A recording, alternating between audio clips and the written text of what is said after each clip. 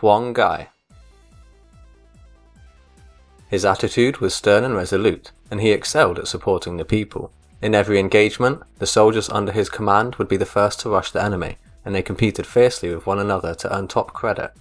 He is described as holding a serious appearance, and was known to be well disciplined, just, and decisive. Whenever he handled court cases, he never had any lapses or second thoughts. He probably didn't have the fortune to be born to a noble family, which would have earned him rank under Yuan Shou. Despite being a man who came from nothing, he became famous when he defended his homeland by executing a fire attack against Cao Cao, who was at the peak of his power. He was a descendant of the former administrator of Nanyang Commandery. His grandfather moved to Lingling, then remained there ever since. It's here that Huang Gai was born, but he became orphaned at a young age and experienced many hardships as a child. When he wasn't cutting firewood to earn money, he ambitiously taught himself to read books, then studied military arts by himself. When he grew older, he earned an official position when he became nominated as a Xiaolian. His position was as an assistant in the office of one of the 3 ducal ministers, which was the collective name for the 3 highest-ranking officials of the time. In the 180s, Sun Jian rallied troops to fight the Yellow Turbans, and Huang Gai had joined him no later than 187. Sun would often exceed his authority when he was stationed at Guangling and Changsha by hunting bandits in the neighbouring commanderies. Huang Gai joined him in the southern commanderies of Changsha, then followed him north later to destroy the rebel minister Dong Zhuo. When Sun Jian returned to Yuan Shu, Huang Gai was appointed as a major with a separate command under Sun Jian's banner. When Jian died in 191, it's likely Huang Gai continued to serve under Yuan Shu, but was given no important posting during that time. Huang Gai, like many other of Sun Jian's loyal officers, chose to follow their former master's sons when they rose to prominence. Under Sun Ce, he rose to the acting colonel of the firm attack, and was involved in the conquests in the Jiangdong region. When Chuan took control of the Wu territories, the lands were not very peaceful, as the Shan-Yue tribes would often raid the various counties and cause trouble. Huang was appointed as the magistrate of Xicheng County, then tasked with pacifying the bandit activity. He knew the local officials didn't follow the laws and were very difficult to control, but picked 2 of them to be his direct assistants and told them, "Though I am the county's magistrate, I am neither talented nor virtuous. I obtained this post based on military merits, not my administrative abilities. Now, bandits are active, and I have military duties to perform.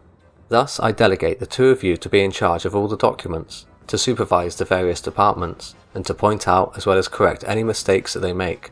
Within the jurisdictions of your 2 offices, you should discharge your responsibility for your administrative duties properly.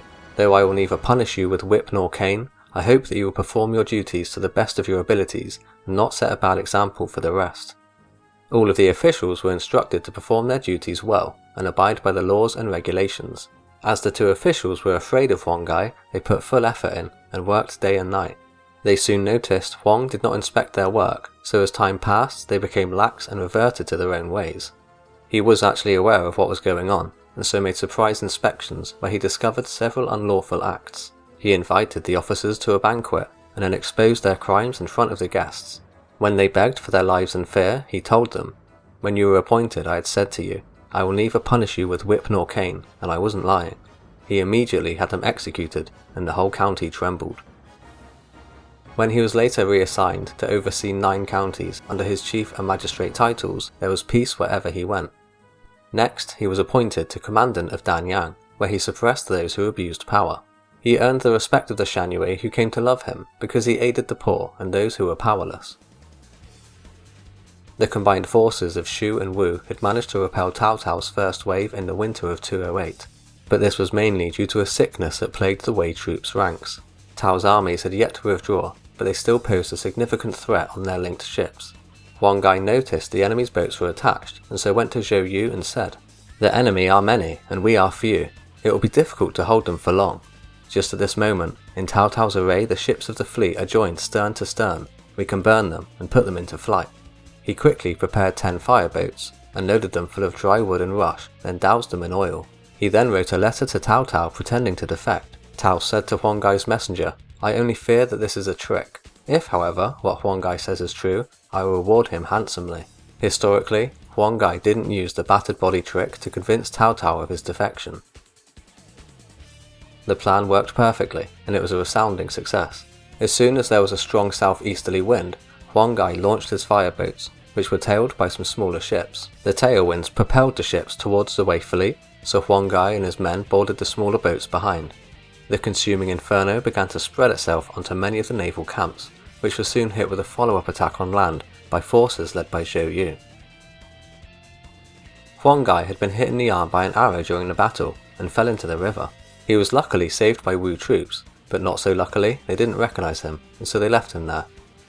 One source says that Huang Gai woke up on a boat, and another says that they left him on a toilet seat. It was when Han Dang happened to walk past and recognized Huang Gai's voice that he quickly rushed to his side.